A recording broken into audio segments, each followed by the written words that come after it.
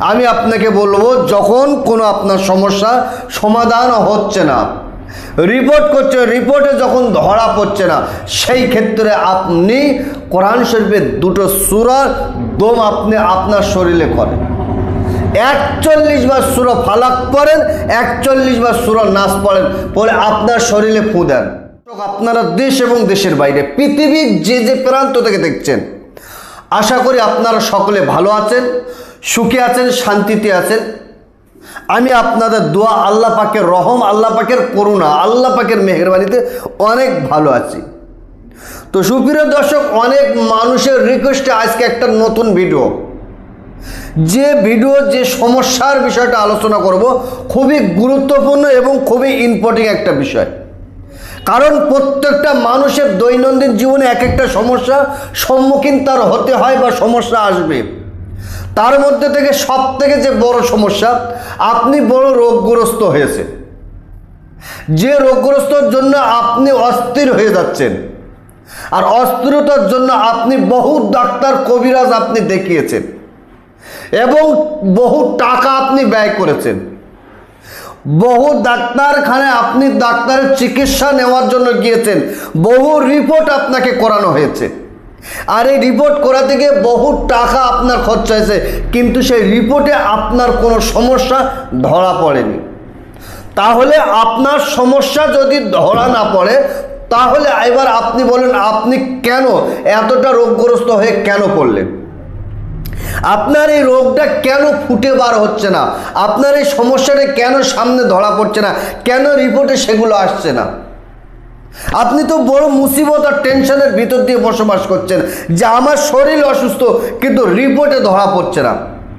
কিন্তু এমন সমস্যা প্রত্যেকটা মানুষের আসবে, কিন্তু প্রত্যেকটা মানুষের যদি এমন সমস্যা আছে, এই সমস্যা নিয়ে বাড়িতে বসে থাকলে হবে না, তার একটা রাস্তা, তার একটা পন্থা বার করতে হবে। প্রত্যেকটা সমস্যার সমাধান অবশ্যই হবে, আর সমাধান থেকে আপনাকে বার হওয়ার একটা রাস্তা আপনাকে অবলম্বন করতে হবে। তো এবারে যে মূল কথা, আপনি রোগগ্রস্ত হয়েছেন, বহু মুসিবতের ভিতরে আছেন, আপনি আপনার রোগটাকে ধরার জন্য, আপনি রোগটাকে নিরাময় করার জন্য আপনি ডাক্তার কবিরাজের কাছে গিয়েছেন, কিন্তু ডাক্তার আপনাকে অনেক রিপোর্ট আপনাকে করিয়েছে, কিন্তু সেই রিপোর্টে আপনার কোনো সমস্যা ধরা পড়েনি। সেই ক্ষেত্রে আপনি কি করবেন? আমি আপনাকে বলে রাখি, আপনার উপরে জাদু করা হয়েছে, যে জাদুর তাসিরে আপনার রোগ আপনাকে নির্ণয় করতে দিচ্ছে না। জাদুর বলে আপনার রিপোর্টে আপনার সমস্যাটা ভেসে আসছে না। আমি আপনাকে বলি, আপনি আমলটা করেন তো দেখি।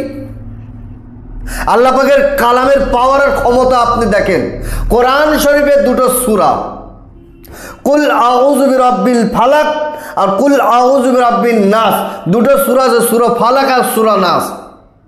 এই সূরা ফালাক আর সূরা নাসের কতটা পাওয়ার, কতটা ক্ষমতা আপনি জানেন? তাম বিশ্বের মহামানব, যে মহামানবের তুলনা হয় না, যে মহামানবের ছায়া হয় না, তিনি হলেন বিশ্বনবী মুহাম্মদুর রাসূলুল্লাহ সাল্লাল্লাহু আলাইহি ওয়াসাল্লাম। যে নবী, যিনি হলেন রহমাতুল লিল আলামিন, সেই নবীকে জাদু করা হয়েছিল। 11টা গেরো দিয়ে কুয়ার ভিতরে পাথর চাপা দিয়েছে। আল্লাহ রসুল সাল্লাল্লাহু আলাইহি সাল্লাম নিজেকে রোগগ্রস্ত হয়ে পড়লেন, তিনি নিজে রোগী হয়ে গেলেন। ডাক্তার বদ্যি কবিরাজ তেনাকে ঠিক রাস্তায় আনতে পারছে না, সুস্থতা করতে পারছে না। আল্লাহ পাক রব্বুল আলামিন দুটো সূরা পাঠালেন, সূরা ফালাক আর সূরা নাস। একবার করে পড়লেন, একটা একটা করে গেরো খুললেন, আর এই একটা করে আয়াত পড়লেন, একটা করে গেরো খুললেন, 11টা গেরো খোলা হয়ে গেল। আমার আল্লাহ পাক রব্বুল আলামিন আমার দয়ার নবী রহমাতুল লিল আলামিনকে সুস্থ কল্যাণ দান করলেন। একটা নবীর প্রতি যদি জাদু করা হয়, তিনি যদি জাদুর বিনিময়ে রোগগ্রস্ত হয়ে পড়ে, আপনার আমি তো কোথাকার কে দুটো আলু ভাতে দেয়, বুঝে আসেনি? তাহলে আপনি যে সমস্যায় ভুগছেন, আমি আপনাকে বলবো, যখন কোনো আপনার সমস্যা সমাধান হচ্ছে না, রিপোর্ট করছে, রিপোর্টে যখন ধরা পড়ছে না, সেই ক্ষেত্রে আপনি কোরআন শরীফের দুটো সূরার দম আপনি আপনার শরীরে করেন। 41 বার সূরা ফালাক পড়েন, 41 বার সূরা নাস পড়েন, পরে আপনার শরীরে ফু দেন। অথবা আপনি খালের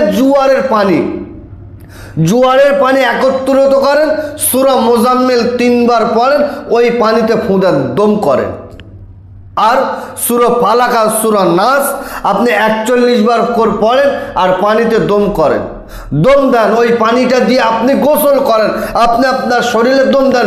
ইনশাআল্লাহুল আজিজ ওপর আল্লাহ যদি দয়া, রহম আর করম আর মেহেরবানি হয়, ইনশাআল্লাহুল আজিজ আপনার রোগের যে সমস্যা আমার আল্লাহ সমাধান করবে।